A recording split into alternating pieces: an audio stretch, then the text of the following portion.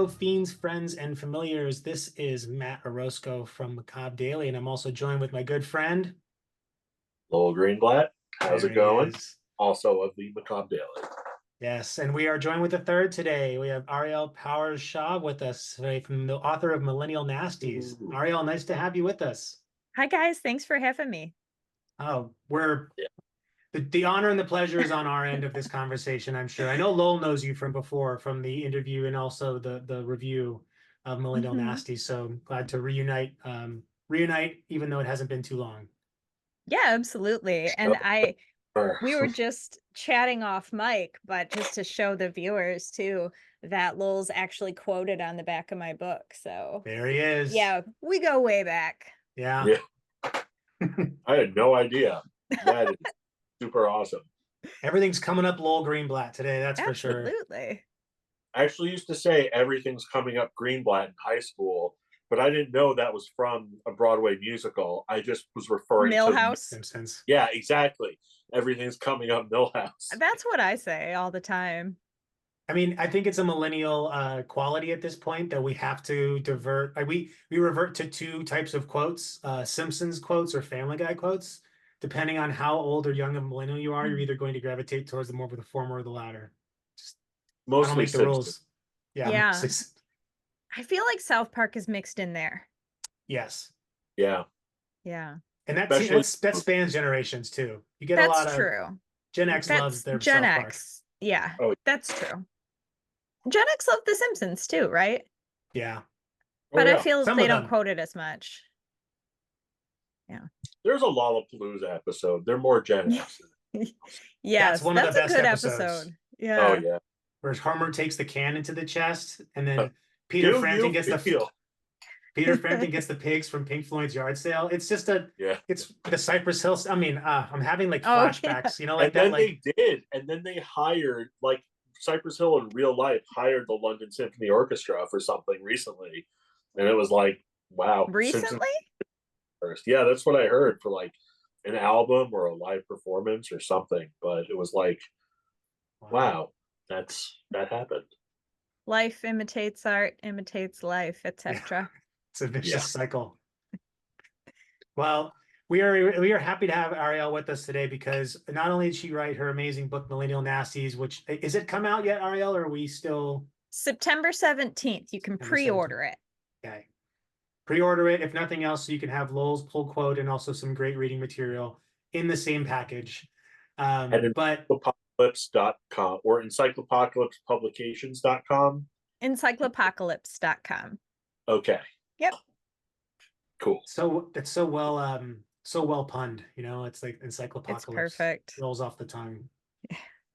But we're this episode will be dedicated to talking about our top five millennial nasties, which we will define.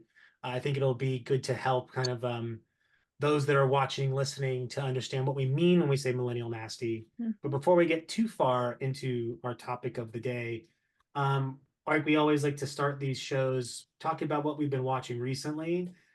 Ariel, since you're with us, what's some of the things you've been watching recently? Yes. Well, at time of recording, it's the first day of summer. And so today I had to do my yearly rewatch of Midsummer. Nice. Director's cut or the theatrical?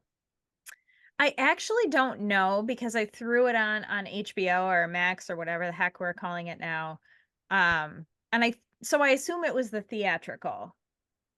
I I'd have venture the to guess. director's cut, but are you ever too lazy to get out your Blu-rays or your DVDs? Because I am sometimes. No, shut Yes. up. It's a point of shame, to be quite honest, because I own an absurd amount of movies that when Me I'm too. like, I can't just go upstairs and grab it. I can just voodoo it right now. It's right there in my digital library. But Yeah. Yes. So, shamefully, I think I didn't even put in my one that I own, but I did just want it on today so that I could say I watched it on the first day of summer, and I love that movie. yes. Yeah. Lowell, what are your thoughts on Midsummer?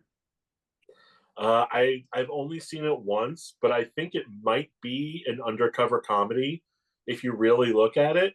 In a way, like I remember thinking, like, wow, this is really horrific. But I think if you just tweak it slightly, it's kind of like a hilarious vacation movie about like the kids who get into like the weirdest stuff. I Just still put prefer, different music with it, and it's a whole different yeah. Like the yeah, Predator trailer right. they made, like they changed the end credits of Predator with like putting in like that. I think it's like a sitcom theme song. Yeah, Yes. exactly. Like it's just it. I just remember watching, like, I mean, sort of spoilers, but like Christian is effectively raped in one of the most ridiculous scenes in a movie, and it's like horrifying, but also the blocking just makes it funny, but in a way where it's like you think maybe you're supposed to be laughing, but you're not supposed to be laughing, if that makes any sense. And Ari then he Aster goes, loves us in that place. He wants us to live in that place. yeah, I oh, he agree. sets up his summer house in that place, his midsummer house place. Yeah. Whoa. It's like, yeah, you're gonna be sewn into the carcass of a bear, and it's just gonna work. No, just trust me. It's gonna be great. But yeah, Like Sam Raimi. It's gonna also, be great, guys. Come on. It's gonna be yeah, great. also I've only tripped twice, but maybe the most effective uh tripping scenes on film I've ever seen, which Hmm, made it that much scarier. But interesting. yeah. Oh yeah, like just almost flashback inducing. Almost. Mhm. Like I said, I still prefer Hereditary. I haven't seen Beau is Afraid, but like I dig Midsummer. Yeah. Well, anything else you've been watching, Ariel? So totally it's sort of on the other side of like the Midsummer is a beautiful piece of artwork and it's thoughtful and I also watched The Rage Carry 2 this week, Uh Yes. which don't get me wrong, that's a banger, but it's not you get what I'm saying. It's Yeah. different than Midsummer, so we got to balance it out. I love that movie. It's so 1999 it hurts. yeah. Random ska songs, mention of garbage, then the new metal banger at the end. I bought that. That was one of the first DVDs I ever bought, and I wore it out. Yeah. I don't know why. I don't like. I know it's not great, and I know that like it's not Brian De Palma's Carrie, but it's just the one that I keep going back to over and over and over again. I'm It's like, infinitely who? rewatchable. Yeah, and I love Emily Bergel. I'm like, I want to see everything she's in. Mhm. You know? Yeah, I have not seen The Rage Carry 2, so perhaps it's something to add to my list I of things would. You to should. go and see. Yeah, Yeah. I'm it's overloaded at the moment, but I'm gonna squeeze it in at some within the next week or two. Give myself some grace. Yeah, for sure. Lowell, what I about you? also Oh, sorry, oh, what? Ariel. Go ahead. sorry. Well, I was just thinking like The Rage Carry 2 was kind of like a Bizarro She's All That, like they Yeah. sort of take this girl who's outside the clique and bring her in the clique and it goes differently. I also recently watched another movie, a 2000s horror movie that's like a Bizarro She's All That called Tamara. I don't know if you Oh guys have yeah, seen this. With the from axe, the she's carrying writer the of axe Final on the cover, Destination. right? Yeah, Yeah, yeah. That one's really different vibe, but like they pull a cruel prank and they accidentally kill her. It's not a spoiler to say that's in the synopsis. And then like comes back from the dead maybe to exact her revenge, but she like has a glow up in between. So it's like I watched a bunch of Bizarro She's All That this week. I that sounds I've seen that, but it's probably been since it came out because I distinctly remember the cover, but also it being one of those movies like, you know what, this looks like it could be fun. And it's It's also I pretty think like fun. 90 minutes, so like that's my sweet spot Yeah. for making a decision of if I'm going to watch something or not most of Hmm. the time. Well, what about you? Anything what have you been watching recently? um, I feel like I finally finished a show that I've been waiting to finish. But movie wise, until I remember that, now that I'm no longer leaning off screen to eat my dinner, um, in a violent nature, which I really liked. And Matt, I'm glad you kind of set expectations with that one a little bit because I know people are losing their minds over it. And when people are losing their minds over something, I'm always kind of like, whoa, whoa, whoa. Like I think it's for that reason that like I'm still kind of lukewarm on Smile. Like, I feel like if people weren't like shouting from the rooftops what a masterpiece it was, maybe I would have liked it a little more. But I'm like, settle down.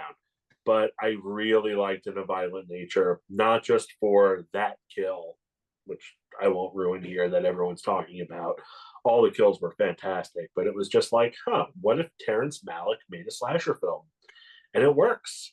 And I don't think we need to see a sequel or any other kind of whatever this is, like slow slaughtercore or whatever it is. But I dug it. Slow It's going up. slaughtercore. I'm taking that. Yeah, slow. I can come up with something else. I'm sure, but something better. No, why would you? That's yeah. perfect. More concise. Oh, it's okay. Nah. Have you seen it yet, Ariel? I did. Yeah, I saw it at a film festival earlier this year. What'd you think? You know, I didn't love it. I think I should probably rewatch it. So I hadn't heard of it before I saw it, and reading the synopsis, I was like, great, a slasher, let's go. And then it's something very different. And I was just, I think I just wasn't in the right mindset for it. And so I do want to give it another try. It's a great movie. Like, it's super well made. It's obviously succeeding at the thing it's doing. I just felt like it wasn't for me. But I want to make sure that that's true before I write it off forever. I love that way of thinking because I've always been a big Thank you. proponent of the idea that even if you don't like something initially, taste change over time with Mhm. age and experience. So going back to revisit, and even if it's in a short period, sometimes you watch movies like I think when I screened Terrifier 2, I'm not a big Terrifier person, but like when I watched it at home on a screener.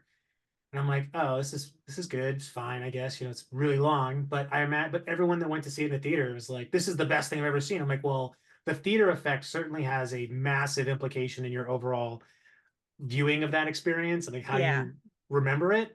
Um, in A Violent Nature, I'm in kind of in your camp, Ariel. I didn't love it. I certainly thought it was a good movie, like in some Yeah. ways, very technically like well made, like great Mhm. cinematography, wonderful use of just like diegetic sound and not like having to Mhm. use a soundtrack.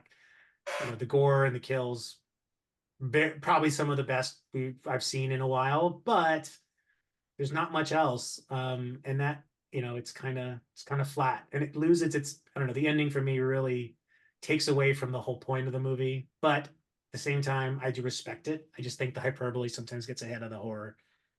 People are Yeah, saying, "Oh, that's going to be the kill of the year." And I'm like, "Let's all calm down. We have a Terrifier movie coming out this year, It's true. guys. Like, let's see what Art the Clown's going to And do before Maxine. we start throwing it around." true. But We've Yeah, got a lot coming. Alien Romulus, Maxine. I mean, these could all potentially give that's us true. yeah. some. We're gonna be eating good. Yeah, We are. It's the plates are full. yeah. Um, Also, trim season, Oh which yeah. I was a Oh, little lukewarm on, but I feel like it's gonna be someone else's. Like, it's gonna be in their top five, if not their favorite horror film of the year.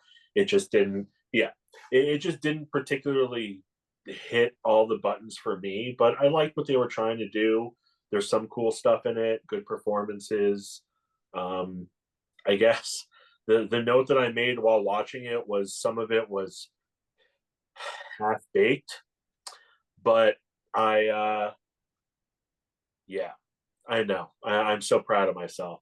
But yeah, um just like Lisa Frankenstein, I'm sure right now is someone else's favorite movie of all time. Like, I'm sure this will land like that for someone else. Um but yeah. And a third one, I don't know. It'll come to me, but I've been watching a lot. I'll, Furiosa, what the hell? I'll make oh it count. yeah. Mhm. Yeah. that's on So my three because the most of the movies I watch are old movies. It's like there's nothing really new, except for what I have to watch, for the site. But uh, Furiosa was great. It's great. oh yeah. 10 out of 10. Well, not 10 out of 10. 9 out of 10, but outstanding nonetheless. That's Totally. it's splitting hairs Yeah. at that point. Yeah. Um, I'll pick up on your, with trim season. So that's on my third, last three watched. I liked it quite a bit, but I think the reason why I liked it is because it's so ethereal and just doesn't really take, it doesn't really explain a lot of things, but it just kind of leans heavy on the vibes. And I really like the character development and relationships. I think it was a very good job developing characters without focusing on just an exposition and getting a sense of who they are through conversation and kind of how they are, as opposed to having to be like, there's a lot of non-binary and kind of and queer actors in there. So not like, oh, I'm the token lesbian or I'm the token gay. It's like everyone's just kind of who they are. You get to know them that way versus kind of through an identity. And there's some pretty surprising gore moments that I was not expecting. Yeah. So visually very good to look at too. It'll probably end up in my top 5 just because I think it's again, it's weird. It's not what it looks. It's not what you think. Weed horror movie. You're like, oh, this is going to be half baked meets Idle Hand. It's going to be Idle Hands basically, but so far from that. Is it on Shudder or something right now? Not yet. I don't. Not yet. Okay. I think it just got released in theaters. Oh, but like a way limited behind. release. Okay. Which is so. I don't know if either of you've noticed this either, but there's been a lot more. I don't want to call them small budget because they are like kind of $1 to $5 million or dollar movies, but lower budget, like indies getting some more limited releases than ever before. Maybe I'm just being I more like aware that. of it. Yeah. Terrifier 2 did that, when they kind of decided like, let's buck the rating system and just rent out the theater in a couple places. Yep. I think people are picking up on a lot of that as a kind of loophole to get your film more exposure. Nice. And yeah, Furiosa was on my list. Great, outstanding. Apparently it was financed by $100 million of Australian taxpayer money too, which is kind of wild. But I don't know if that's like the Canadian tax credit. Yeah. Yeah, it's similar to Canada.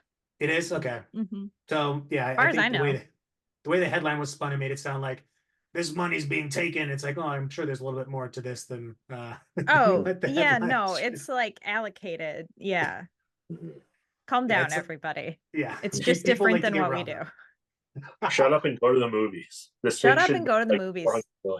Yeah. That is correct. Yeah. And my third one is I'm actually in the midst of watching a Bruce Lee exploitation box set. Funny enough, there's more Bruce exploitation movies out there than actual BruceLee movies. I'm going to be delirious by the end of this box set. I'm quite sure because there's 12 of them. Oh my gosh. But that's not my last 3. It's actually City of the Living Dead. It was Lucio Fulci's birthday on Monday, and my chosen way to celebrate was watch one of my favorite Fulci's, City of the Living Dead, and never gets old. Keeps getting better every time I watch it. I've never seen it. Oh, do you like Italian horror? It's the real dividing line. I don't dislike it. You know what I mean? It's not like one I seek out a lot, but I'm often happy when I see it. How's that for a non-answer? I think you will definitely. I'll give it a try. When you watch City of the Living Dead, it will definitely be a movie. Okay. It will certainly be a movie I watched. But yeah, those are the last 3. And Ariel, since we have you with us today, we'd love to take the chance to ask you a few questions. I know Lowell has gotten the opportunity to do this before, so I might hog a little bit more of this time than he did, or that he does now. But what I'm first, maybe just for the folks that are watching this and aren't familiar with you or the Millennial Nasties book, why don't you give us just kind of an overview of yourself, but also the book that's coming out? Yeah, absolutely. So I'm Ariel. Hi. I am a horror analyst and journalist. I do a lot of podcasting, and I was doing a lot of writing. I primarily wrote for Ghouls magazine since 2021. We unfortunately had to close earlier this year. So I'm kind of, pitching around, finding my new places to write, but there's a lot that's out there still on Ghouls that I've already written. So my favorite thing to do is analyze horror. Reviews are fun too, but I really love to dig in the muck and like think about, what is this movie saying? What's it saying on purpose? What's it saying accidentally? What do we think about when we watch it? So that's usually where I'm coming from. And my favorite place to hang out is 2000s horror. That just is my jam. And so my book, Millennial Nasties, sort of came out of the Saw franchise is my favorite franchise of all time, and I really love it. And I thought, well, like maybe I'll write a book about the Saw franchise. But the more I started writing, the more I realized I had a lot more to say about other movies of the time. And one of the things I've always tried to do is like look for, has anybody already said this? Before I write an article or a take, I will look around on the internet and be like, has this already been said 1,000 times? Not that you can't say it your own way, but I'm just sort of interested, like what's already out there. And I was looking around for a book about 2000s horror analysis, and I didn't find one, not the way that I imagined it, where we're really digging into the most important films of the decade, in my opinion, and taking them bit by bit and just seeing what they're all about. And so I thought, well, if it doesn't exist, I'll just have to write it. Everything you were saying, I was just kind of latching on to because I wish I had more time just to analyze, like to write about the analysis of movies and like put them into cultural context, and really try to find like why this was happening this way. But It's my favorite thing. but as you know, right, I'm kind of working in the journalism space and you kind of get Hmm. bombarded with different things to do. So it kind of pulls you away from what maybe you want to be doing or what gives you the most energy. For sure. You gotta feed the algorithm machine. We all do. We do. We are slaves to that algorithm. Uh-huh. But also the fact that you mentioned like something already said, like I Mhm. think about this a lot, both Lowell and I being at Macabre Daily, that how do we stand out, right? How do we Mhm. offer something that's different than what you could get at a Bloody Disgusting or Fangoria, and looking at these more as peers rather more than anything else. So it's always why, I've always thought this in the back of my head, like, why don't more people talk about movies that no one talks about? But then it Mhm. becomes the old kind of chicken egg scenario. Like, well, no one's talking about them because no one knows about them, so there's no Yeah. audience yet for it. So it's almost like you're stuck in this rock in this hard place sometimes with trying to break through. But nevertheless, I love that philosophy you have. Thank you. Now, you mentioned the Saw franchise is your favorite, and as I was reading Mhm. through the Saw chapters, I don't know if I picked up. Do you have a favorite Saw film? Oh, I should have. Yes. What did you say, Lowell? No, I'm like, oh, I should have asked you that in the initial interview, but I just assumed it was the original. It is But the original. okay, It is. see, I'm smart. Um, well, and it's just so I'm someone who it's hard for me to ever put a sequel above the original. It's just hard for me to do that because I'm like, "Oh, but the original got it all started. Everything else I love came from that."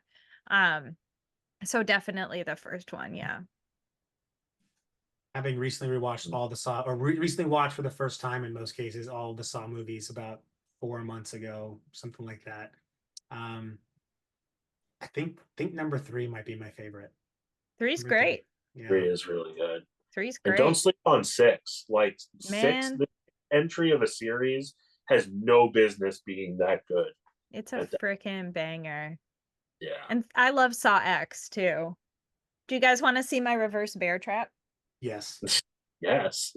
Does anyone say no to that? No, not so far. Did That's you make amazing. that or did that come with a box? No, it came with a box set. Yeah, so I'm very proud of it. That's amazing. That Yeah. is. I actually I Saw X was quite good. It was a lot better than it had any right being, considering how late in stage in the franchise it is. Definitely some of the gnarliest kills we've seen in the franchise in a while, but it's a Yes. franchise known for its orchestral violence, I'll just call it. But Mm, yes. uh, when you as you're writing this, though, I'm curious to go back to the point around you didn't find anything else about 2000s horror, and Mhm. I I kind of think about this a lot because there isn't once we reach kind of past the 80s, even into the 90s, we're now starting to get some academia and kind of thought like even documentary style of the In Search of Darkness folks are putting out a 90s series. Yep. But why do you think it is that no one focused on the 2000s? I think there's a combination of reasons. One is maybe I'm just kind of early to it. This is the 20th anniversary of Saw this year. Maybe there hasn't been enough time to look backwards yet. I think we're just getting to the point where people are looking backwards and remembering that there were things worth talking about during this time. Um, but I also think that so many of these movies were just deemed unworthy Mm, of time and attention. It was cool, even as a horror fan, to sort of kick down on them and to not pay them any respect. And I'm not saying they're all perfect masterpieces or anything, but there's a whole period of horror history here that people just dismissed with the words torture porn. And that I just think there's a lot more to it than that. Even some of the responses to my book, I mean, most people have been super awesome and kind, and it's blows my mind. But some people have said, this isn't worth the time. Why would you ever look into these movies? They're not worth analyzing. And I'm like, well, that is your opinion, and that's fine. That's But like your opinion, man. As exactly. Um, so there's definitely people out there that still feel that way. And so maybe time will tell, or maybe we just need more brave voices out there saying, yeah, actually, these movies are meaningful and I enjoy them. Like, that's the other thing, too. I genuinely like these movies. And it's not, at least it hasn't historically been very cool to say that. It's getting easier. But there was a time where as a horror fan, you kind of had to pretend you didn't like these. And I'm like, let's all just move past that and just we can say if we like them. yeah, safe people space. also forget, like, even when the first Saw came out, like today it's like lauded as this like millennial nasty masterpiece, but Mhm. like all the reviews were terrible. Like it got like word of mouth and like a huge weekend, when Mhm. it first came out. That's why, it's not like Halloween or Nightmare on Elm Street, or it's considered like the movie that started everything and influenced so many Yeah. people. Like, no, even from the beginning, people were like, this sucks, but it just struck a vein and it hit gold. And I don't want to give the impression that there's no good writing about this decade at all. There's lots of good analysis on New French Extremity, which I don't touch on at all in my book. I was focusing on English language. And um, Screams for the New Millennium by, I want to say, Adrian Rowe is the name. I hope I don't have that wrong. We can fix it in post if I do. Um, there's We're a lot professional. of good interviews and behind the scenes stuff from movies from this time. And there's a lot of good academic writing on, like, especially the connection of 9/11 to this decade. And so there's stuff out there, but I did not see a book that was like, let's deep dive and analyze the heck out of these movies and see where it gets us. And I keep saying, if someone knows of one, please tell me because I want to read it. I Right. just don't think it existed yet. I think you'd have a point though about maybe not enough time passing because if Mhm. I think about the 90s, it had a similar attribution of being seen as this kind of throwaway decade for horror up until Yes. Scream, especially. And there's a lot of really great, interesting, and different horror movies that came out in the first half of the 90s that people don't talk about, like Popcorn. There's this like it's just this weird little slasher movie. We had the John Carpenter Village of the Dam remake, which is like a really fun little movie. But I think also to Lowell's point, a lot of these movies, most horror movies that do get big over time, do not get received critically well at the start. Yeah. And so it's almost like a badge of honor that your movie bombs critically, but it builds a cult following early on. Mhm. Um, and I was, curious to know a little bit more about if you noticed a difference in your research between the way in which the UK treated their video nasties and the reason for them creating them being more kind of censorship based, but kind of how that might did that in all anyway show up in how you kind of were reviewing or looking at the millennial nasties, kind of the label of torture porn almost feels like a mark or like being brandished with some sort of dishonor or something like that to discourage Yeah. people. So did you see any relationships there? Yes, I think so. The video nasty era was quite before pre-internet, whereas in the millennial nasty era, internet is a factor. And so in the video nasty era of like the late 70s through the 80s, it was a lot more underground. You know, there was a British Board of Film Classification that would say yes or no. And if they said no, you had to know a guy who knew a guy who knew a guy and go to the video store and ask the secret code behind the counter and get your video. And so you were on like more of a quest almost. And to find and see one of these movies could be almost impossible. Whereas with, you know, Hostel gets called torture porn, you can go see that at the Cineplex. You can just go down the road to the AMC and pay or sneak in if you're a teenager.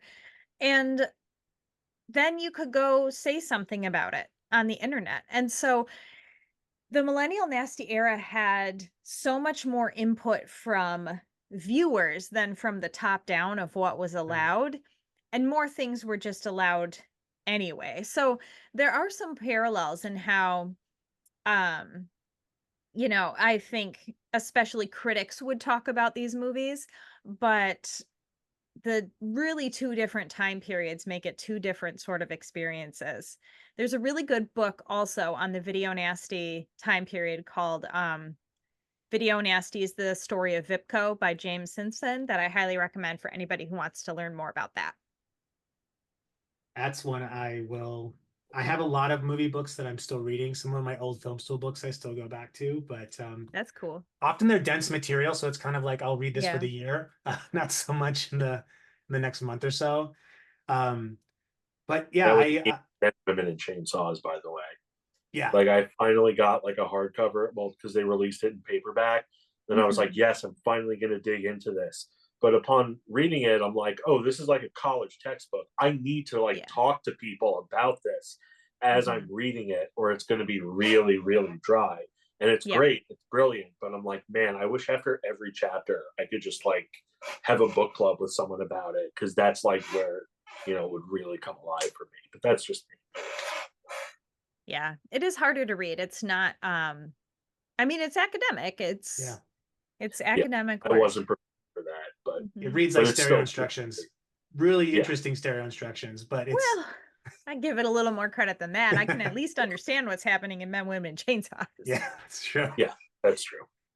But it is, I think in some ways there are, like you do mention Clover's book in yours, and I think there are Mhm. some parallels in regards to kind of the way in which you use, you know, Carol Clover was using gender as a means to understand the genre, whereas you're more looking at the kind of age range, right, of people to Mhm. understand how that the relationship.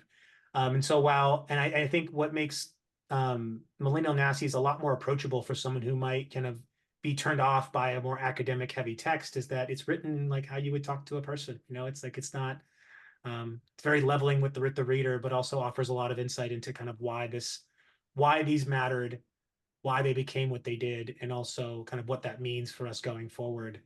Um, Thank you. I really wanted it to be accessible.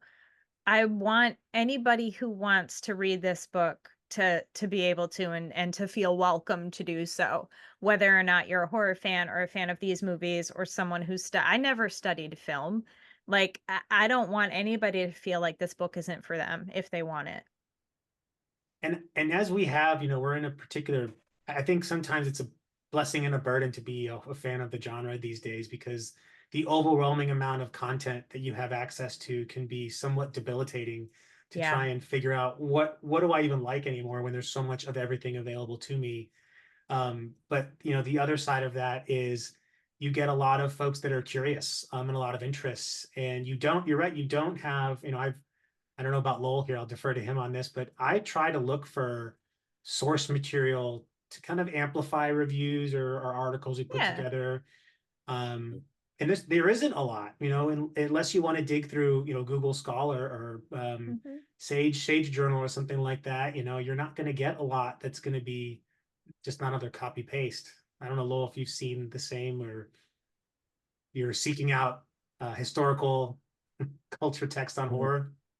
I mean, in a lot of ways, I'm sure there was a time where I was really looking for stuff, but I never really found it.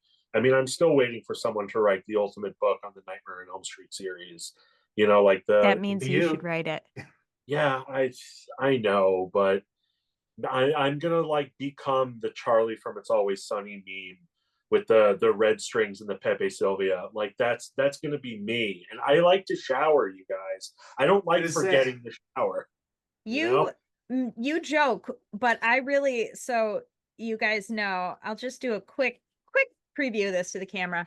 I have a little chart at the back of my book called 6 Degrees of Saw Operation.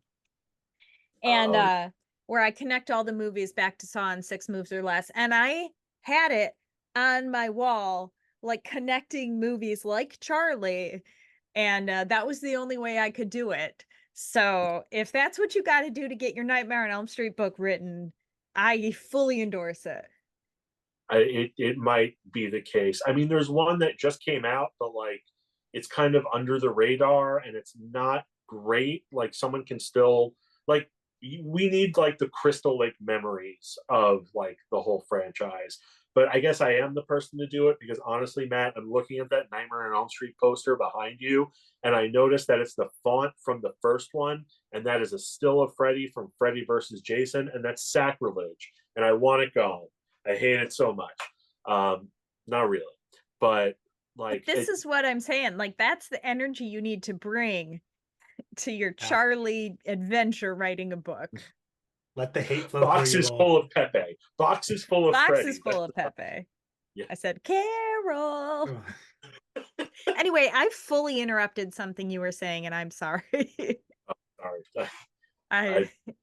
What I was saying or what Matt was saying? Well, you were saying, Lowell, about looking for historical context. Yeah, like there isn't a whole lot. I mean, maybe you'll get lucky and you'll find something in Barnes and Noble, or you'll find articles in Fangoria or Bloody Disgusting or Dread Central or some other horror sites. Maybe someday in the future, Macabre Daily.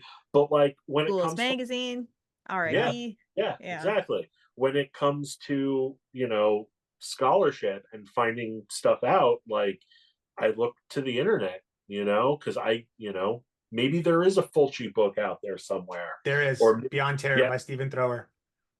There we it's go. Huge. But like you always have to dig for it, and it's like, why? The books that are like The Art of Stranger Things shouldn't be the only stuff that's like readily available.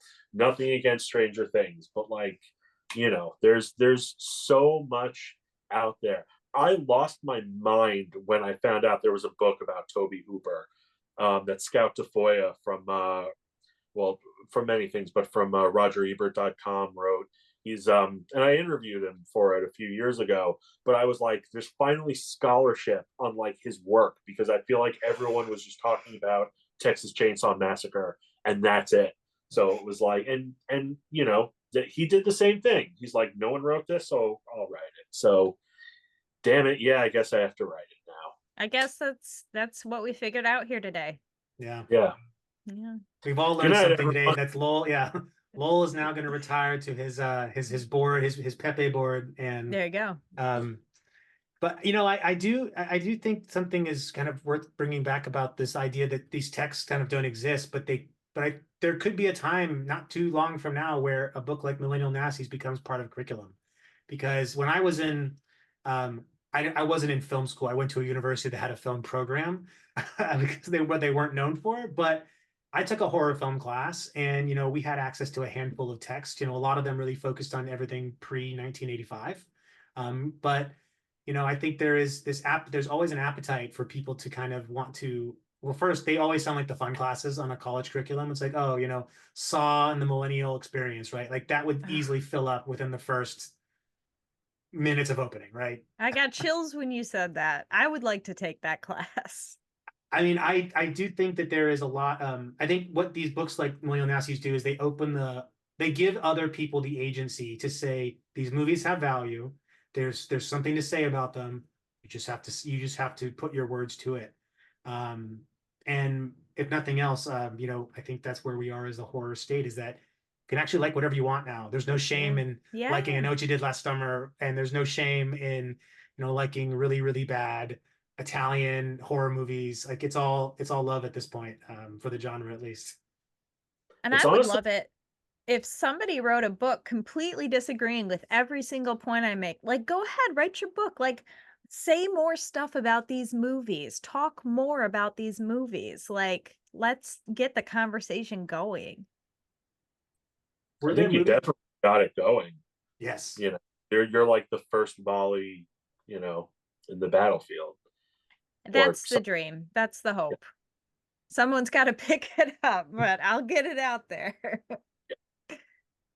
Were there any movies that you wished that in kind of hindsight after you had kind of gotten your final drafts and you're like, oh, I wish we would have spent more time on this one, or I wish I would, or there's one you missed, you're like, oh, I didn't even kind of flew past the radar. Um, that's a really good question. I don't feel there was anything that I missed, not because there was nothing else that could have been included, but because I was so purposeful about what I chose to include. There were a lot of movies I crossed off the list on purpose because didn't want it to go on forever and I didn't want to repeat my points a bunch of times. And so I picked 40 movies that I thought helped me make my points the best. And there are definitely others that could have been included, but like I feel okay about that. Um any movies I wish I spent more time on? Gosh. Like all of them? I It's hard because like I mean, when you look at it, it's not a super thick book, Oh, but I wanted to make sure I was making my points, being concise. And because it is just my analysis, I do have some citations, but it's not mostly citations. It's mostly just me talking. And I really feel like I said what I needed to say about each movie. The Saw chapter was the hardest for me to write. And I think like I'm a little nervous to go back and read it just because like I feel too close to that franchise. right. Like I'm too tied to it. So like it was really hard to write because I was like, well, I have to get this right. I have to get it perfect. And I don't know if I did, but like eventually I wrote it. And so if anything there like if there's a part I feel a little bit shaky on, it's that. And even that I mean, the Saw franchise still persists, right? It is, Mhm. like in the realm of kind of Millennial Nasties, do you find that the newest Saw films, more thinking about the Spiral, kind of and the most recent Saw X, how do those play within the framework of what you've defined as the Millennial Nasty, even though, because while they're part of a franchise, they kind of fall in this new era of, I don't know where we are, we'll just call it the A24 era of horror. Yeah, sure. Yeah. But Um So Spiral for me, I have a lot of complicated feelings on Spiral. Um, and if anybody really wants to hear them in depth, you can listen to the Pod and the Pendulum episode we did on Spiral. I It feels like a millennial nasty. I don't think it feels like a Saw movie, but that's, I think that's okay. part of the design. Yeah, yeah, and it didn't work for me, and there's a lot there. Saw X, it feels like a throwback to Millennial Nasties. It doesn't feel like a Millennial Nasty. The way that a remake of a movie from the 70s doesn't feel like a movie from the 70s, it feels like a throwback. That's how I yeah, feel about Saw X. I love what it's doing. I love the way it goes, it's you get the grimy bathroom, you get the gore, you get all the things we love about a Saw movie, but you can tell it's a different time now. Um so I have fun with it, but it doesn't feel like, oh, this would have been at home in the 2000s. it's missing the backwards hat Tobin Bell. That's what it's really missing. I need to know where we are in time, and I need Tobin Bell's hat to tell me. Yep. So, That and some sort of new metal Linkin Park outro. oh, Uh, absolutely. but Yeah. it is. It's funny. I think you're spot on in that it does feel like it's trying to be a Saw film, but it's almost too slick to be a Saw film. It's kind of almost too put together in some ways. Even though it is a bit longer than an average Saw film, like by a lot. It uh, also doesn't have the procedural aspect, the police procedural yeah. aspect, which is a hallmark of all the other Saw films. And don't get me wrong, I love my gore and my kills on screen, but missing the police procedural aspect is like that's different than other Saw films. And they declare John, I'm forgetting his last name. What's his last name? Kramer. John Kramer. John Kramer. He declare him a hero essentially in Saw X. Like they mix no Yeah. bones that he is the hero of this, even though he's not kind of supposed to be. But I think one of the things I kind of was when I was reading your Saw chapter, um, I thought you did a really good job of touching on points that don't feel very obvious when you're watching a Saw movie because you don't expect depth. You don't expect there to be a deep commentary on the American healthcare system, even if it's somewhat of a flawed commentary. Like it is like there is a lot of that in there about kind of pushing back against this sense of what feels unjust, that you're trying to push back against a bigger thing than yourself. And to some extent, I wonder if that is the millennial kind of, if that, to summarize the millennial experience, is you always feel like you're helpless while everyone's telling you you're not. And so you're supposed to be emboldened while not feeling the confidence to do so. That is such a 2000s vibe. Jesus. Like in the 90s, we were raging against the machine. We had the confidence to do that, right? In the 2000s, we lost our confidence to do that, but we were still just as angry. And so there's a lot of misplaced anger and misappropriated anger. And it just whirled into these bleak stories where you feel helpless, but there's all this rage. Yeah, that very well put. That is the 2000s in a nutshell. Yeah, thank In God the that's West, for sure. I'm speaking about the Western world. Right. But I mean, even Hostel kind of speaks to that sensibility as well, because at the Mhm. time, I pretty well. I mean, as far as movie going experiences, I remember my Hostel experience quite well because it was pretty memorable. Just to can't believe I'm seeing this in a theater. The first time I actually felt like I was doing something wrong. Well, that and when I snuck Yeah. into Hollow Man, I'm like, what? Invisible penises? No way.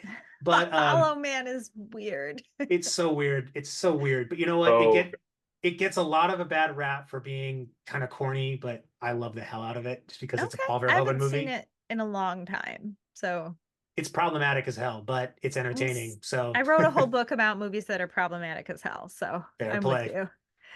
But the Hostel experiences, I think when I watched that initially, to be somewhat vulnerable here, like I was kind of, I must call myself a full bro, but like I didn't catch the commentary at the time, and I was laughing along with some of the really bad jokes. And like as time kind of goes on, you grow, you become a better person, you learn things.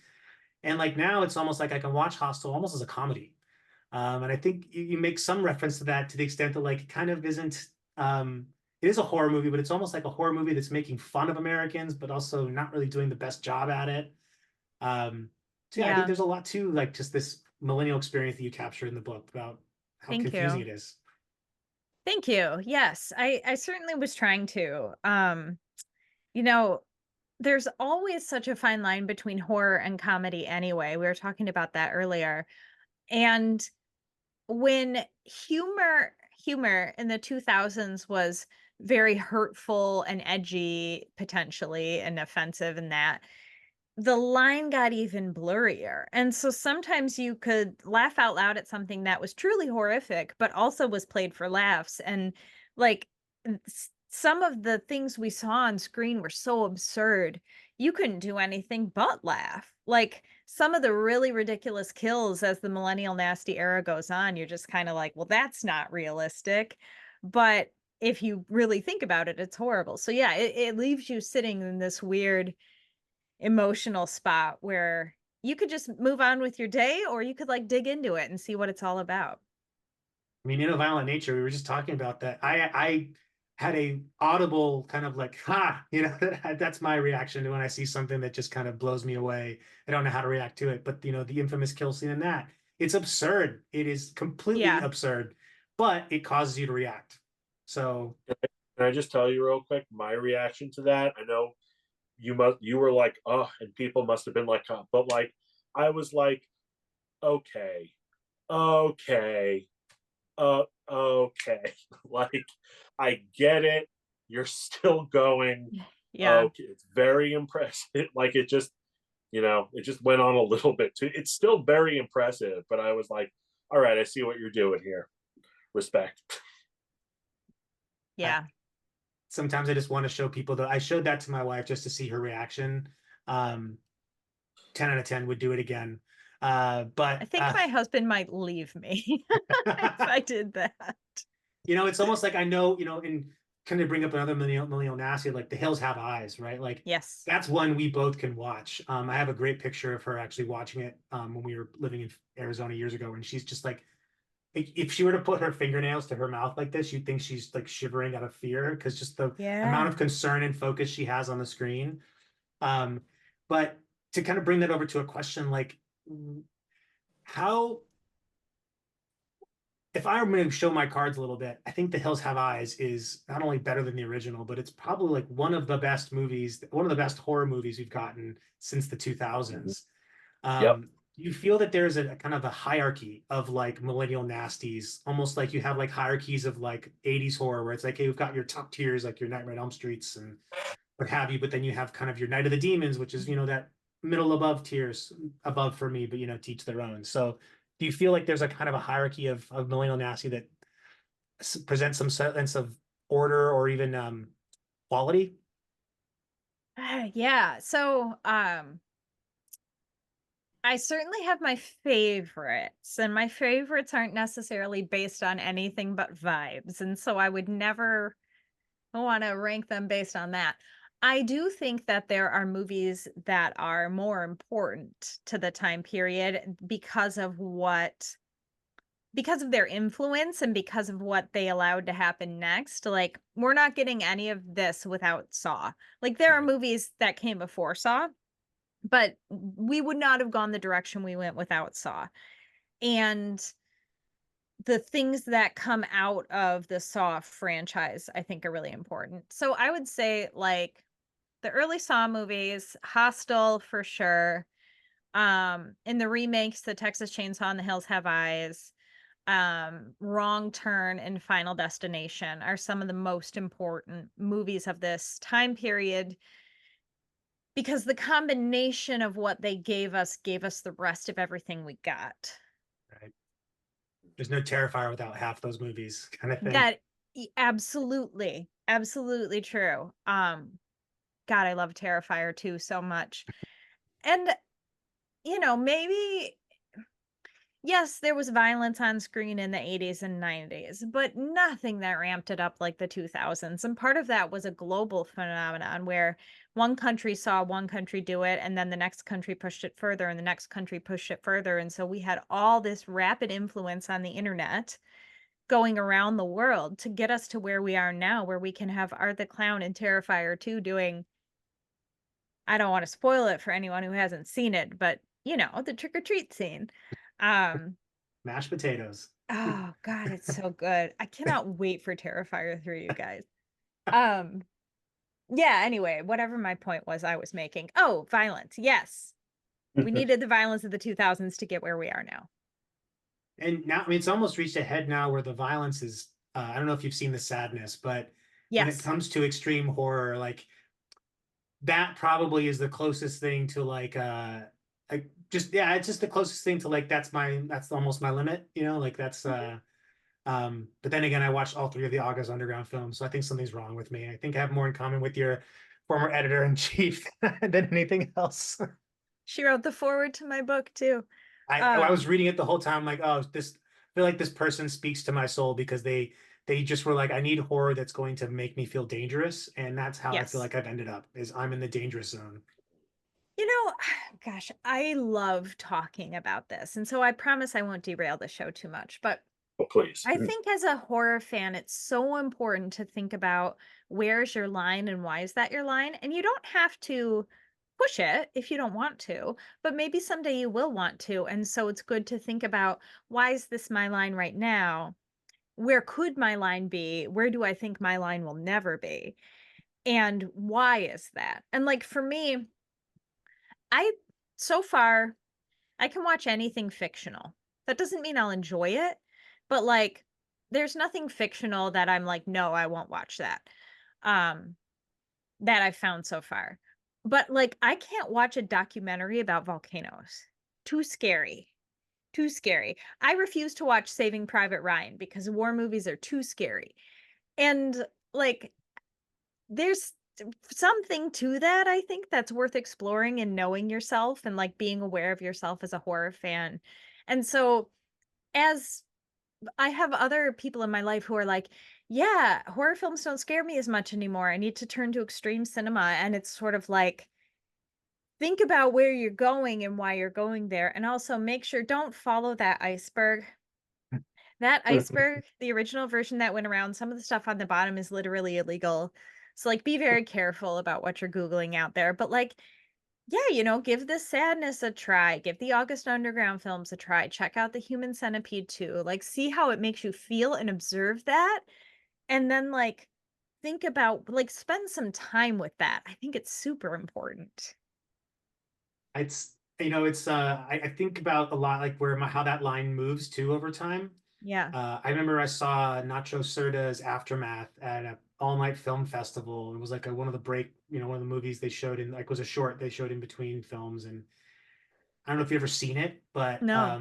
it's about a mortician who likes to do things to corpses. Just leave that It, there. Can is it fictional? yeah, but Okay. there's no music, all diegetic sound. There's no dialogue whatsoever, and it's just this guy, this mortician with this body. And but at the time, I was like 21 years old. I'd never seen anything like that, and it was done in such a way that felt so real. And I like had to Yeah. leave the theater. I was the only time a film ever made me kind of nauseous, feeling like I need to get out of here. Um, Yeah. but I've never gone back to that movie. But I feel like in hindsight, I've watched things that are, like a Serbian film. Like I've seen it twice now, and like Mhm. I don't think I enjoy it. I think I have an admiration for what it's trying to do, even though I think it Mhm. doesn't fully succeed. But I also think the context around movies like that are far more interesting than the movies themselves. Yeah, absolutely. I think it's important to know what a movie's trying to do and whether or not it succeeds. Like, you could talk about death of the author, that's fine, but I like to know, okay, the movie was trying to do this. Do I think it nailed it or not? Hmm. Well, how extreme will you go? What's your line? I was thinking, and I don't know if I necessarily know my limit. I'm sure it's out there. It's not like I'm always testing it, but also like I'm spoiled on a lot of things. Like I haven't seen any Human Centipede films, but I know what happens, and I'm like, I don't need to. I don't need to do that. That's not for me. Um, but I actually really like the sadness. I don't know how many times I'm going to be rewatching it, but the sadness to me is like a film like Martyrs, where I feel like, and Ariel, maybe you could speak to this since there's a lot. Well, hold on, Matt. In that a lot of these movies are, some to an extent, are exploitation movies. Like they're gory carnival rides. You're meant to have fun and just milk the market. But movies like The Sadness and Martyrs are made by insane people who have a very specific point of view, and they're going to show it to you, and they're not getting off on how disgusted you are. They're just like, this is how I see the world, and take it or leave it. And Mhm. and it's not meant to be exploitative, but it's still, that's like what really gets me. What, like the ending of Martyrs, still I'm just like, I walked out with my bell rung. Even like, I mean, this is totally different, but like, if you've seen I Saw the TV Glow, the very I haven't end, seen it yet. Yeah, not yet. okay, just the last scene is one of those like, oh my god, that's the last scene, and then 2 seconds later, oh my god, that's the last scene. Like one of those, like, I respond more to films with like specific points of view Yeah, than for like, sure. all right, what's Jigsaw building this week? And I like Yeah. those too. But Well, and it's different. Yes, you're in the mood for different things sometimes, and, like, Frontiers is an Oh, example of a new French extremity film that is, like, very gory and goes there very physically, but also has a really specific point of view. yeah, And, like, you can do both or you can do one or the other. I really would recommend watching The Human Centipede 1 and 2. I really would, even if you know what happens, because this is my sales pitch. So, the first movie is so much more thoughtful and less gross than I thought it was going to be. And, like, it's actually quite gothic, And it made me think a lot about abortion access rights. Maybe that's because I watched it right after Roe was overturned and I wrote about that. But like, I was like, bodily autonomy. But then Human Centipede 2 is made specifically in reaction to the first one, where people said about the first one, oh, this isn't as gross as we wanted it to be. So Tom Six said, hold my beer, and made the sickest movie he could think of. And there's an experience going through the Human Centipede 2 where they do a lot of taboos, like read the trigger warnings for sure.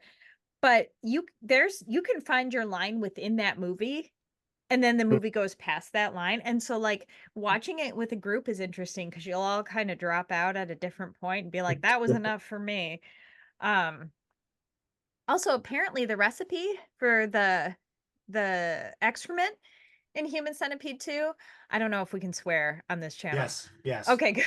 Okay, I didn't ask. The recipe for the shit in Human Centipede 2 is the same recipe as was used in Sallow, 120 Days of Sodom, and apparently it's delicious, and people are Like just brownie eating it batter or up. something like Of that. course it is. Yeah. Because I remember I was listening, I was watching the August Underground special features, and Fred Vogel goes into like how they made the shit in that, and it's like, oh yeah, it's just crushed up brownies, and like, he just kind of put weird food coloring in it too. But Yeah. Yeah. It's there's delicious. It's dessert. yeah, it's Anyway, there is sorry. Also, speaking of millennium era horror movies, my freshman year of college was 2003, as I turned to dust. And You I and me went in, both, buddy. and I went into college like as a horror fan, like, oh yeah, I'm a horror fan. I've seen all the Texas Chainsaws, all the Nightmare on Elm Streets. I've seen, everything on Yeah. Channel 11. And then like you know how it is. You get to college and it's like, oh, have you seen Ichi the Killer? Have you Right. seen have you seen Battle Royale? Have you Yeah. seen Follow? And it's just like I'm like, oh, I don't know what horror is. I don't know it all. It's awesome. Something that excites me every day is just I'm never going to run out of good movies to watch. I could watch great movies from now until I die. And like, how lucky is that? I could Are not we? agree more with that sentiment.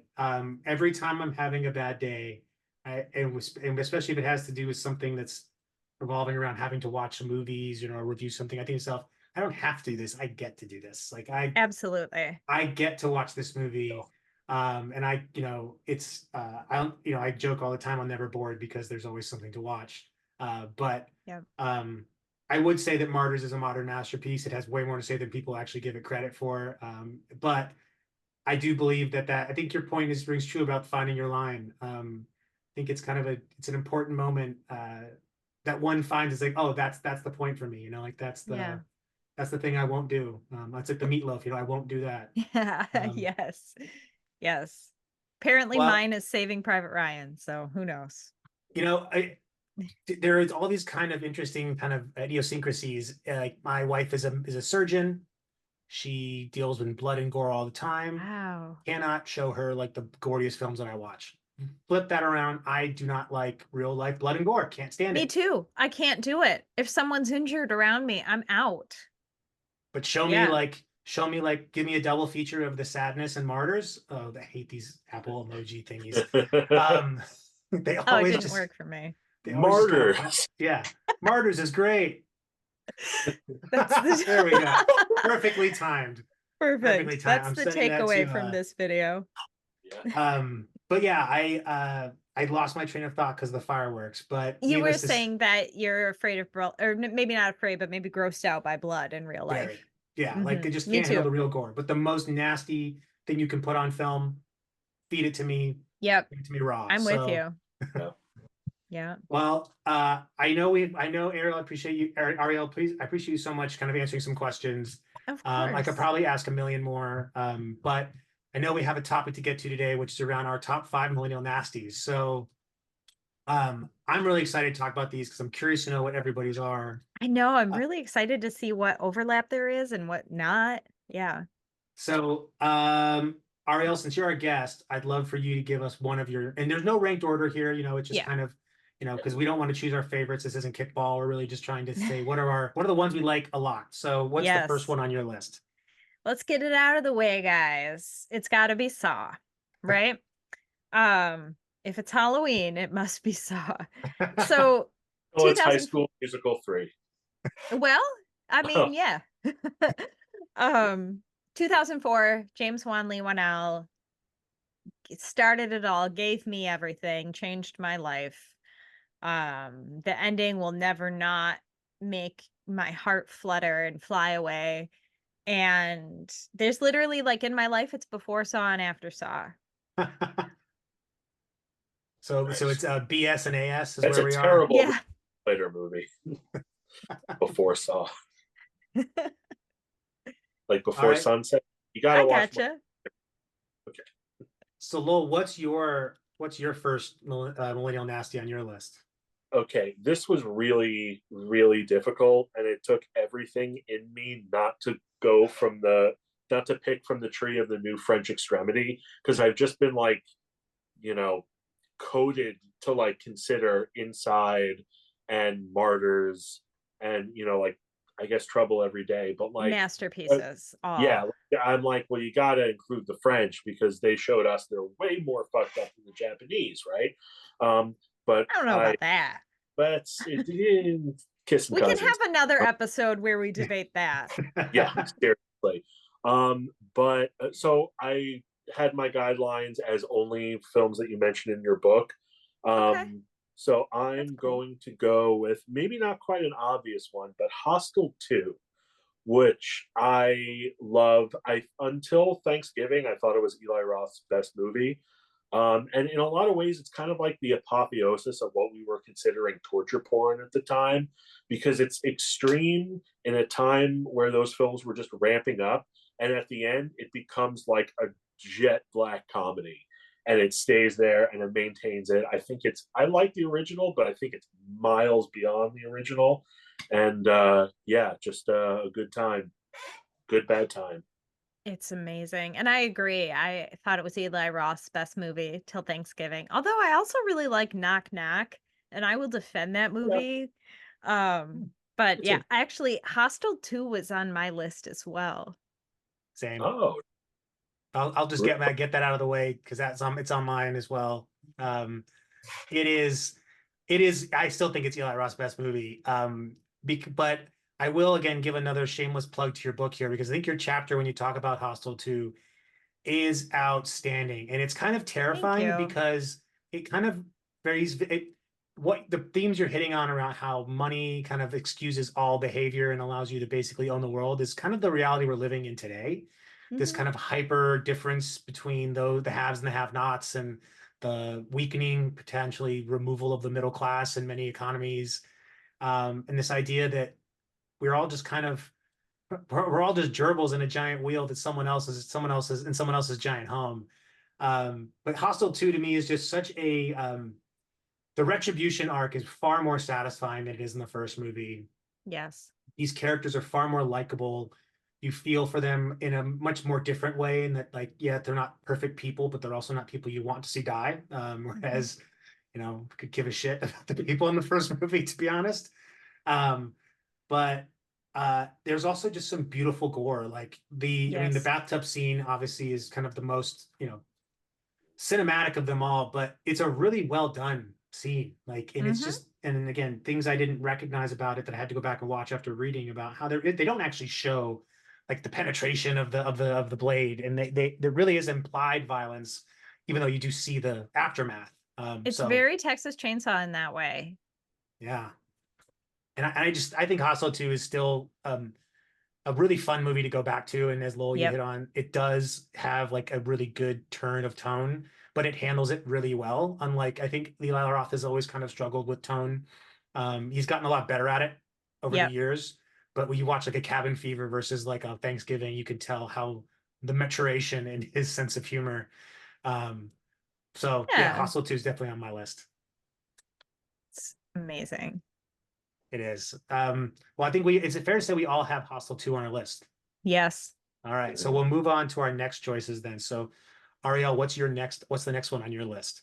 Okay. So when I approached this assignment, I wanted to think about, like, if somebody who had never you seen a movie or maybe never seen a Millennial Nasty asked me like, okay, what are your 5 Millennial Nasties I should start with? That's how I approached this. So I wanted to kind of give a little bit of everything. And so the next one I picked was The Collector from 2009, directed by Marcus Dunstan. Marcus Dunstan did he worked on the Saw sequels, and he and Patrick Melton together made The Collector, and they pitched it as a Saw prequel, and the studio was like, let's let it be its own thing, which I think was a good choice. You know, it's coming later in the decade, so there's a lot of influence on it, and the traps are crazy, the kills are crazy. It's got class and money issues at the center of it driving the plot, which is such a vibe in the late 2000s after the recession. So I think The Collector is wonderful to look at, wonderful to listen to, and a great example of what Millennial Nasties were all about. Is that on your list as well, Lowell? It is not, but I do appreciate it.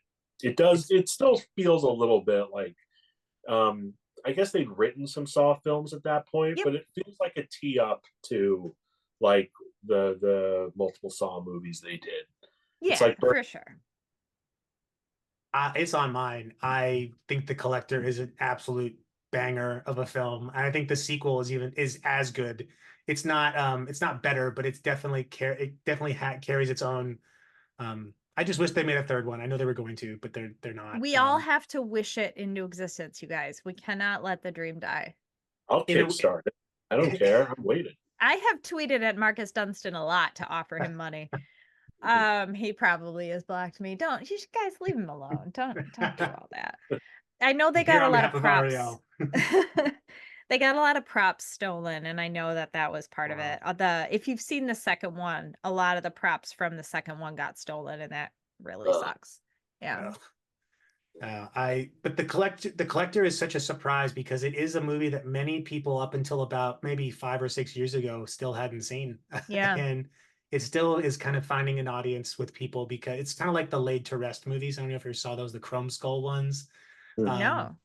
Yeah, it's like a lower budget version of the collectors. So, that's kind of a good pitch, kind of a, Let me write this down. It's called Laid to Rest. yes, there's two of them. The second one's called Chrome Skull. This The sounds exactly like killer's my got shit. a I've never chrome heard of it. skull, wears a little video camera on his shoulder like the Predator, and videotapes people he kills. So yeah. How have I not heard of this? See, this is what I'm saying. I have movies to watch until I die. This is and great. and the best way to connect with other horror people is that you will often learn from them, like, oh, I've never seen that. That's a good one, That's so. Yeah. But the collector's on my list as well. Had to mention so that good. because it is so much fun, and the kills on that are, I actually think they're more grisly than Saw. Like, I think they are far more aggressive. Oh, yes. And they don't pull away as much. There's not that kind of quick cut editing music video Right. style that you kind of they mentioned. For sure. Yeah. Yes. Yes. Well, Lowell, what's the next one on your list? Since I kind of hijacked the order and just jumped in with my collector one. No, it's fine. I don't know the order. Just to note, I don't have a Saw film on here, which I'm a little surprised by, but I feel like you definitely, Ariel, you would pick up the slack on that. But I'm going with one where I kind of can't believe it feels like a cheat to use it because I almost don't see it as a millennial nasty, but like by definition in your book, it absolutely is. And that's The Loved Ones, which is just a great, there should be a subgenre called What the Hell is in the Water in Australia? Yeah, man. Exploitation. Yeah, seriously. This is on my list too. Yeah. Oh, it's just the performances are great. Yeah. And like when it comes to movies we defined as torture porn, like I like Saw, I like Hostel, but if you're giving me a movie where someone's like, strapped to the chair and just getting tortured for most of the whole time, I'm not like it's a rough hill to climb to get me to be interested in that, because then I'm just like, all right, they're being tortured. All right, what's happening? Are they getting out of here? They're not getting out of like it's, for me, you're almost like starting at a deficit. But Yeah. man, this movie fucking rules. And Yeah, it just, man. there are like more layers of depravity to it the longer you go, when you learn more about Lola's life and the Yep. dad, and the God, the hole in the floor. I'm just like, holy shit, it's this movie. Just man, just good stuff. It's as if the Texas Chainsaw Massacre was remade, but instead of Leatherface, it's a teenage girl. I thought you were gonna make a Wolf Creek joke there for a second, but yeah, no, that does totally make sense. Well, certainly there are parallels to Wolf Creek for sure. What's the Wolf Creek killer's name? Is it Mick something? Yeah, I think Mick. that's his, Yeah. I think it's just, is it just Mick? I think it's just Yeah, I know. Mick. Yeah. The actor's. I almost said Jeff Jarrett. That's not right. That's a wrestler. John Jarrett. John Jarrett. Yeah. But yeah, Nick something. But yeah, Loved Ones, just freaking great. It's very good. Yeah, that was a big surprise. I think I remember seeing that. That was a word of mouth recommendation too, back when it came out. Someone had said, "Oh, you got to see this." Never heard of it. Yeah, it Of wasn't even course, theatrical here. It was one of those, like, you heard critics talking about it Mm-hmm. and you went to find it out. I think video stores still existed at that point, so I'm pretty sure I rented it from a physical video store. Those were the days. But Mm-hmm. anyway, Ariel, what's the third one on your list? Well, so we've actually got through 4 of mine already. Okay, Loved Ones Just on there. yeah. So my last one, although I could keep picking after this if I need to, the last one I had picked out was House of a Thousand Corpses.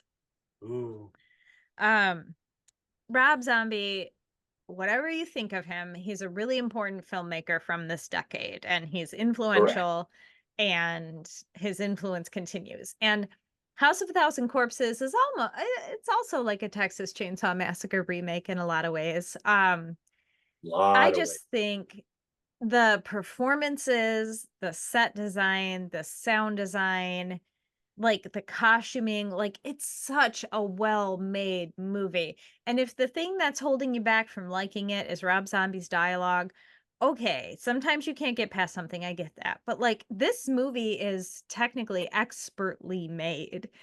And it felt to me when I watched it for the first time like maybe Rob Zombie was worried he was never going to make another movie, and so he threw in every idea he had. And so some people say it feels bloated for that, but I think it feels like a perfect carnival of insanity.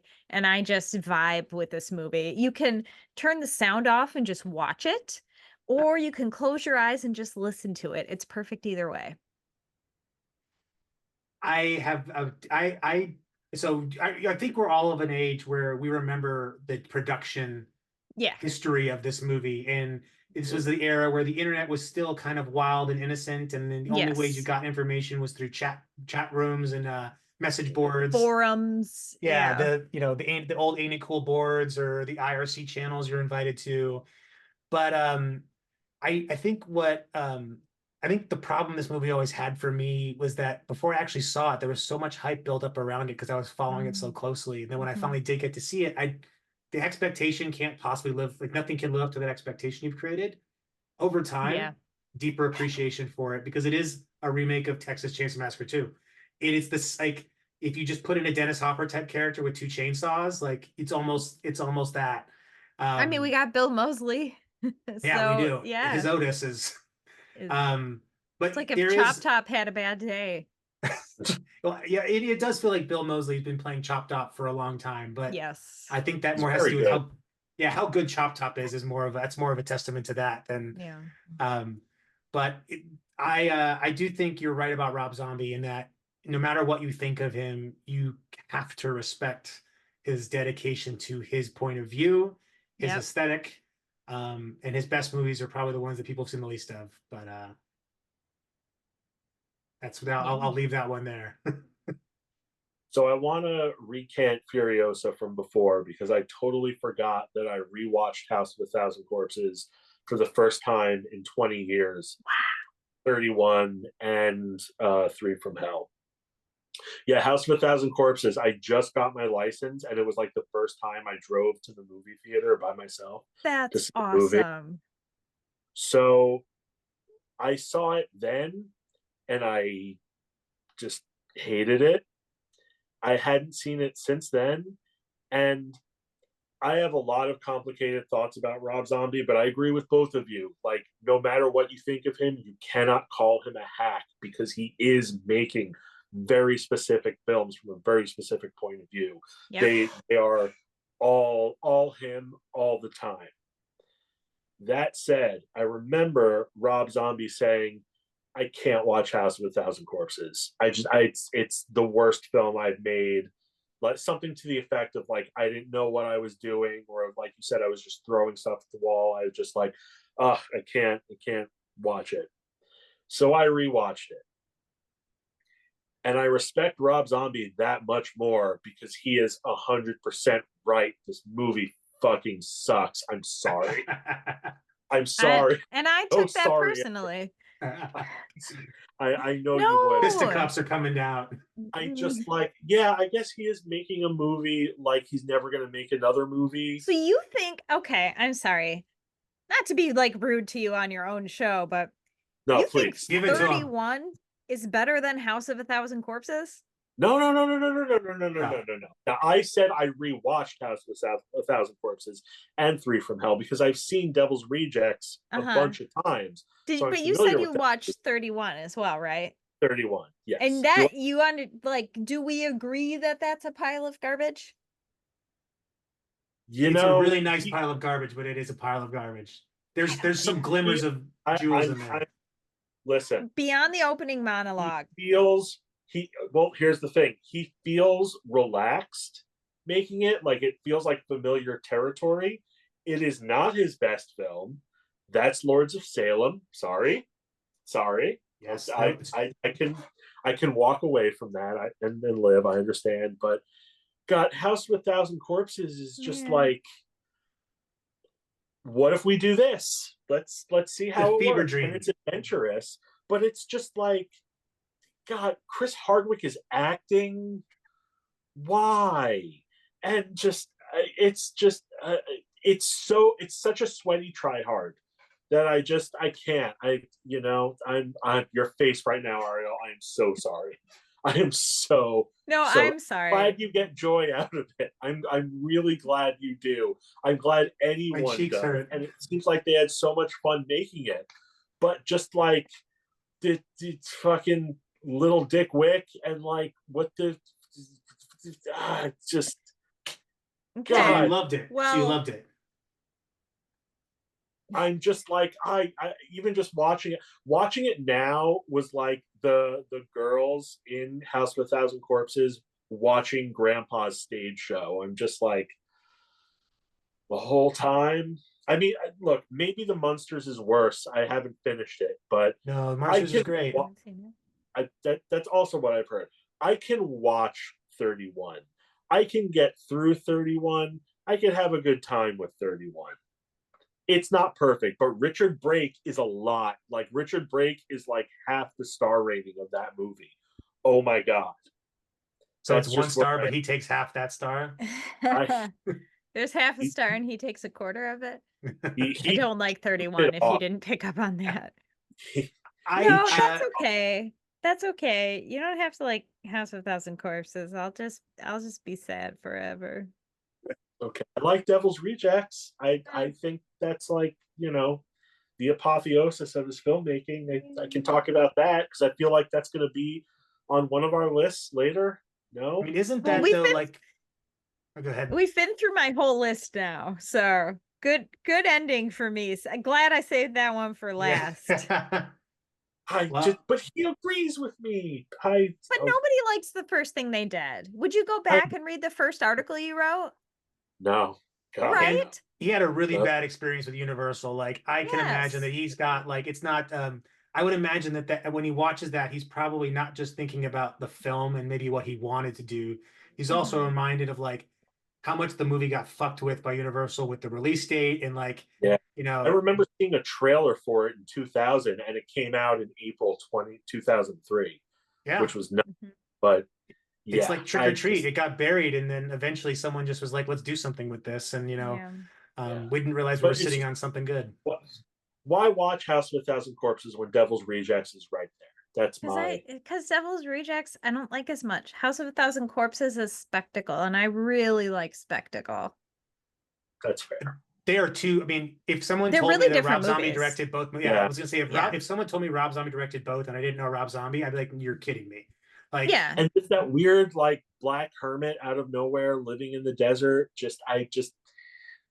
I'm sure that is someone's favorite movie, and that is fine.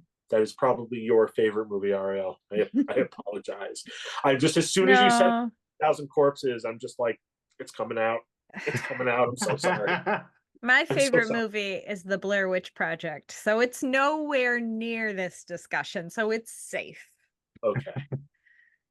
Man, I'll just be sad forever. That's okay. well, we're gonna have to redeem this somehow. Lowell, what's the next one on your list? It better be something good. Oh God, that's right. I'm next. Okay. So we mentioned it before.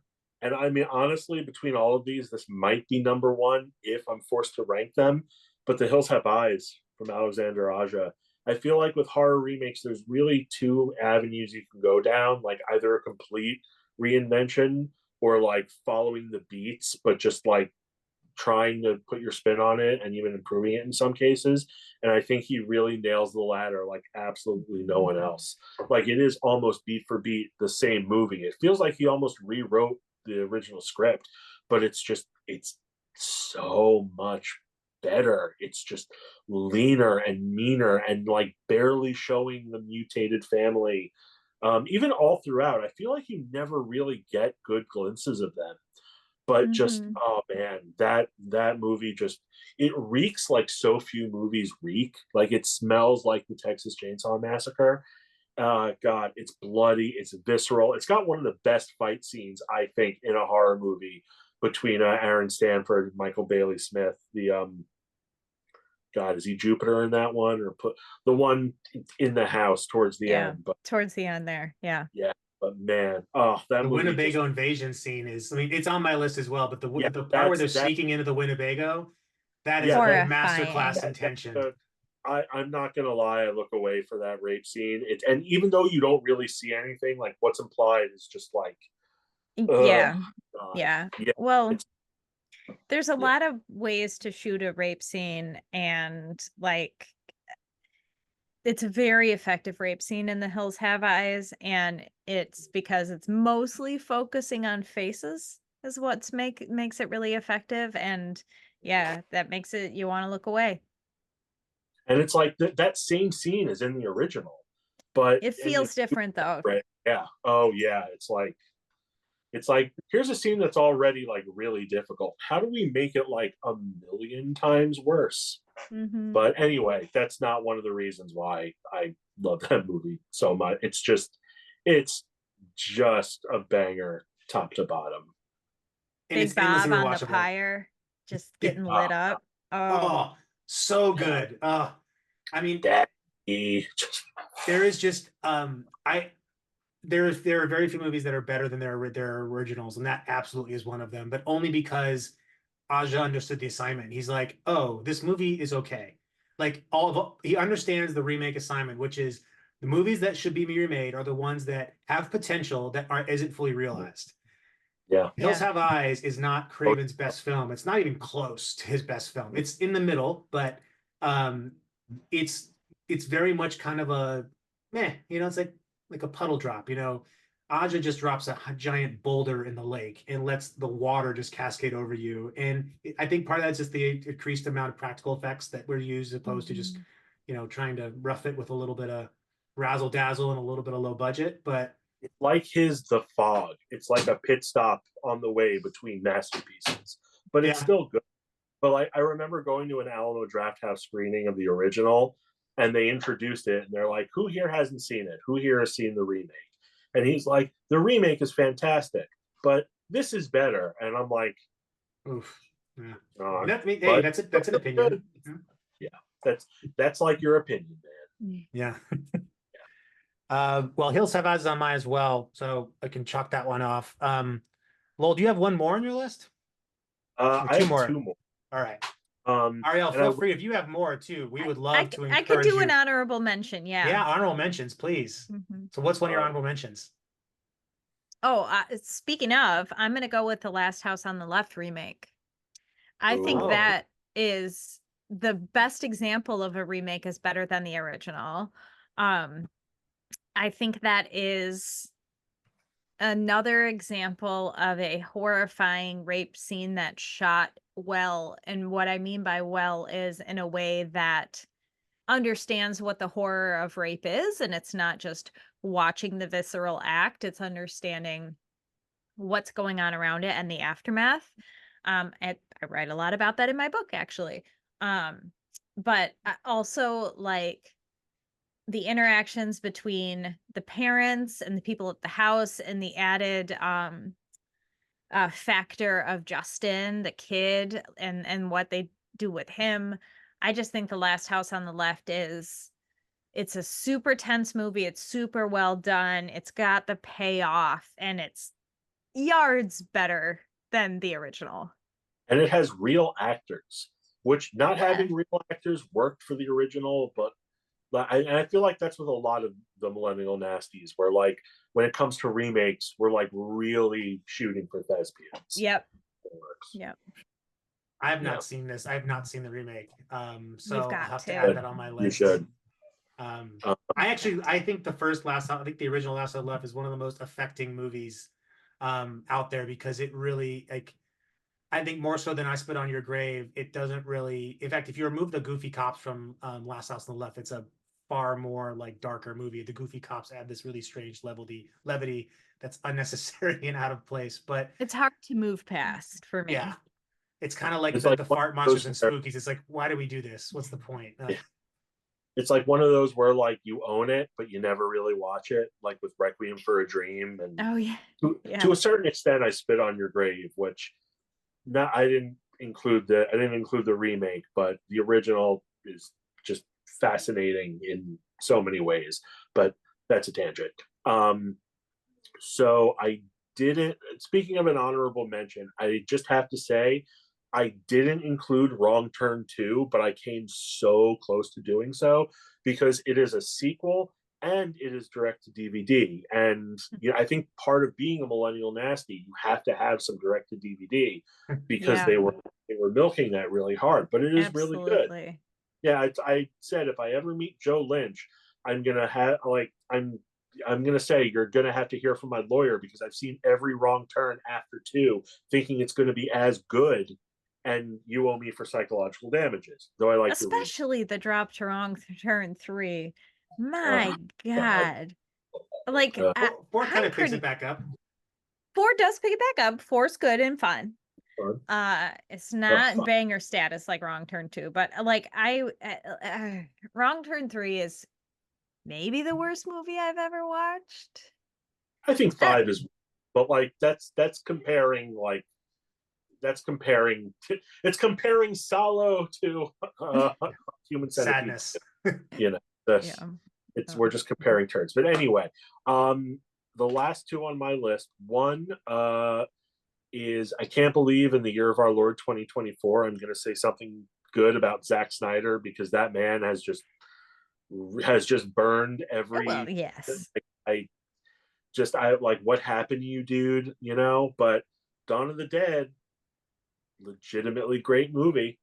And speaking of, it's like the other side of the coin of Hills Have Eyes, where it's like completely different movie. It's just zombies in a mall. Like, I wouldn't even call it Dawn of the Dead, but on its own terms, it works so well. Love that James Gunn script. Really funny characters.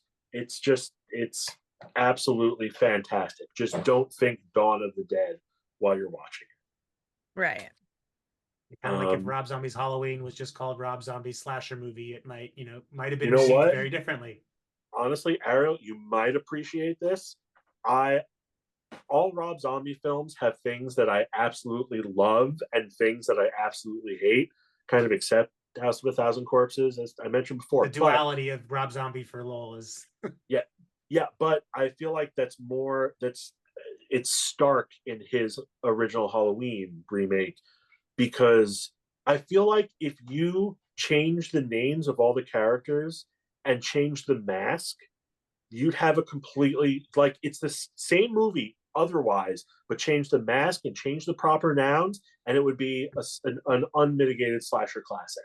but because it has the baggage of Halloween, that kind of drags it down a little bit. But it's a Rob Zombie slasher film, and it that by definition kind of freaking rules.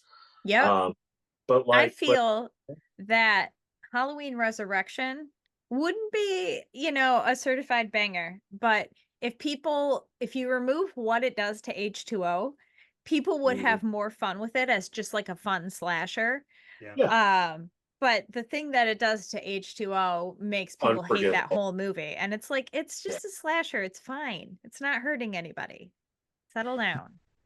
Yeah. Just leave the slasher alone. It's not hurting anyone except the people in the movie. Yeah, and they're fine. And Resurrection is well made. Sorry, can you hear the hair dryer? No. No? Okay. But yeah, Resurrection makes me say Halloween 5 is really the worst Halloween film ever made. So bad that it makes me say good things about Resurrection. But anyway, for my Halloween Ends exists. Shots fired. Not now.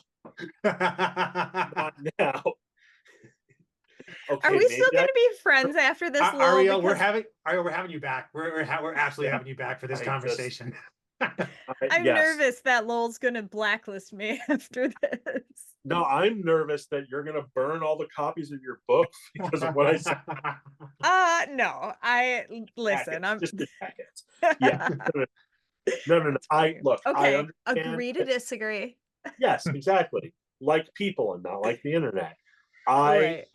I understand what everyone says about Halloween Ends. I get it. There's some stuff I can't defend, but there's a lot that I can. And long story short, I'm fine with it. Okay. Totally fine with it. But if you stop after 2018's Halloween and you don't watch the other two, fine. The ending of that film is the perfect end to Michael Myers. If you're going to make a sequel to John Carpenter's original. Anyway. So is H2O. Just let H2O be the H2O ending is the best Michael Myers ending we could have ever gotten. That's which probably reason I don't like ends. It has a lot to do with like cut his fucking head off. Come on, guys. Like let's just but end this thing.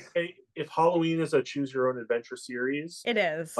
Then like I say, if watch one. If you like one, watch two. If you like two, watch either 4 and then stop, because the end of 4 brings it full circle, or 1, 2, and H2O and then stop. And then you have perfect trilogies. But you can also watch 1 and then 2018 and you have perfect bookends. But we need to watch Halloween 6 sometime. Sometimes we do. Which cut? The Thorn cut? Or the producer's cut. Yeah, the producer's cut. Yeah, okay. Yeah, of course. So what are we doing here? Come on. Yeah. Look, it depends how much I've had to drink. But that's the truth. You know what? 6 tries. Honestly, like even though it swings for the fences, man. Yeah, absolutely. And it whiffs, but it tries. Yeah, but it whiffs with class. It's fun. It's fun. Yeah, but aggressively mean patriarch in any movie ever too is that dad. He's a real shit. But that's kind of like that's why I prefer the theatrical cut sometimes, because at least his head explodes. Like if it's a shit show, if it's a shit show, at least give me some exploding heads. Yeah, I've always said that. Yeah, Tales all this time, really. I have gotten us so far off track. I am so sorry. No, that's how this goes. That's please. We don't get paid for this. But okay, my last one. On a rather ethereal note, is May, which I love. No other film would earn that last shot. Absolutely none. And it absolutely does. And I'm so mad because Second Sight is killing it with their releases, and they just put it out on regular Region B Blu-ray. Where's my 4K? Where's my special edition of the best thing Anna Faris has ever done? Come on. May, Lucky McKee. My God. I love May. I think so good. I am getting you a Region Free Blue player for the holidays, Lowell. Just so you gotta have one. It's a game changer. We gotta get him. I know. I thought having a 4K was going to be a game changer, but I- still missing out. Yeah. I like my region-free Blu-ray player. It does a lot of good work for me, but I do feel like Scream Factory or someone should pick up May. It's weird Yeah. it hasn't been picked up like in the US yet. Yeah. There's got to be some weird rights because well, I think it's a Lionsgate property. Yes. Um, Lionsgate so makes everything I love. yeah, so they bought everything that we loved, like Artisan and all that stuff. So it's all become one now. But Yeah. um, I would hope we'll get it. I hope the next version of May we get is a 4K because but It deserves that. it does. Oh, absolutely. The most depressing Ugh. and beautiful, but also super depressing movie. And kind of funny and sweet and tender. I don't know. It's like a little sushi roll of horror. I love it. That's true. Yeah. Yeah. Oh, Well, I'm actually so surprised, Lowell, because I have two. My last two are different than yours. And I was also kind of worried going to this oh, that I did would you either not? I thought you went. I thought you both did your fives already, and that's why I did two in a row. No. not Oops. yet because I've got a couple on here that we haven't talked about, so I'll make them quick. The first one is Wrong Turn, the original. I remember seeing it in the theaters. I remember going on opening day because I read the Mhm. Fangoria article where they talked about what was going to be in it, and Stan Winston was doing the effects, and I'm like, I'm there. I'm going there opening day. I saw it. I was blown away by it. I actually like it more than the sequel. I know I'm in the minority there. I do not like the second one That's that fair. much. But I think it's also because I saw it at a time, like I think sometimes when you watch a movie and you're not in the right mood for it, it can totally change your perception of it. Yes, absolutely. So, and I was in the beginning of my journey of watching all the Wrong Turn movies. So I'm still recovering from some of them, but I loved Wrong Turn. I think it still holds up extremely well, and I think Mhm. the tension of like the when she's in their cabin, uh, That is, yeah. That great, I just don't perfect. breathe when I watch that. Yeah. So I loved Wrong Turn. I still think it's great. I actually even like the reboot that they did, even though it kind of I like it fumbles too. the storytelling. Like I think you probably could have made that in two movies instead of just one. Like make the Matthew Modine character come back as like a great sequel. I didn't really need the dad stuff, but everything else, lots of leg trauma, big fan of leg trauma. So that was on my list. The other one, this one to this day, the reason why this had to end up on my list is only because it still affects me today, and it's Final Destination 2. Not a Yes. single The person in log our age truck. group, yes, not a Oh single yeah. person in our age group will follow a fucking log truck, any truck for that matter. I will not follow cars that are hauling cars, like you see on the freeway for Absolutely this not. exact What are you reason. trying to die? Yeah, exactly. And This is not that we've ever really had the chance, but I will never walk under a plate glass window being transported. Don't So do it. yeah. Don't that's do like it. the best kill in the whole franchise. I For think about it every time I have to put my hands on my garbage disposal. I Oh, always think about it. that's a primal fear for me. Like Yeah. even if the switch is in another country, I'm Oh yeah. convinced that it's going to get turned on while my hand's down there. Yep. Of course it will. And it's going to come back some like mangled spaghetti meatball hand that I'm just going to have just shit that my wife tells me about what she sees in the ER. But Oh um, no. no, it's weird. No Final Destination movies on my list. I really thought maybe it's because I don't. There's a part of my brain where I don't think of them as millennial nasties, but they absolutely are. I don't know. I don't know and what they're Yeah. that's. pretty That's a me. consistent. Like from a franchise perspective, the Final Yeah. Destination franchise is one of the most consistently entertaining of all of them because the hero never gets old. He's just his death, So you can kind of do with that what you will, but they get very Yeah. creative. And I think the Final Destination 2 is the perfect harmony of the absurdity of the idea matched with the amazing kind of orchestration of these death sequences. Like Yes. watching the highway scenes till to this day, it is so well done. Like it's like dominoes falling. You just see all this stuff happen, the way they run it back. But then you have the guy who's falling down the guy who just won all the money and he's like cooking all the stuff and then he falls Yes. down his own The fire fires. escape. Like There's so many things that could go wrong. Like he microwaves metal, he puts his hand on the garbage disposal. There's something else he does. Yeah, and then he like the just food flips in lights on his fire, nasty doesn't it? spaghetti. Yeah. Yeah. So I think Final Destination 2, like it's it's still so much fun to watch too. Like Yeah. the continuity really doesn't matter. Like it doesn't really play much into it. It's like, oh, these people are going to die in a certain order. The logic gets totally forgotten because of how audacious the kills and like the setups are. Mhm. So I think Final Destination 2 is probably my favorite of the franchise, but they're all pretty like there's not a lot of separation between them, I'd say. They're all pretty closely great. Except for what's the fifth one? I like the fifth one. Or is the fourth and fifth one I was not super The keen on. fourth one It's the fourth. isn't very good. The fifth one is a lot of fun. I'm excited. I think they just wrapped production on the sixth one, right? Oh yeah, Bloodlines. I heard I think Devin Sawa might be coming back for that one as well. What? So hope they pay him this time. Yeah, something. Yeah, that's weird, right? You read about that? How like they used Yeah, his he didn't stuff know while he was in it? he was 5 until he saw it. Like he And didn't he know was they like, reused excuse footage. me. Yeah. This is Yeah. why we need to be diligent about AI, people. Yes. They're already doing it. Don't give them a better tool to do it with. Yeah. Well, Ariel, this has been a lot of fun. Oh my gosh, this has been a blast. I absolutely want you to come back so we can talk about all the movies we tangentially diverted to, especially a Halloween's End conversation.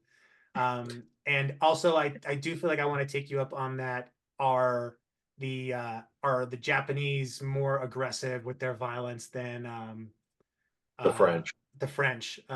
Interestingly enough, I don't know if you all knew this. Before like the French New Extremity, like there weren't a lot of horror movies coming out of France. Like they weren't known for that.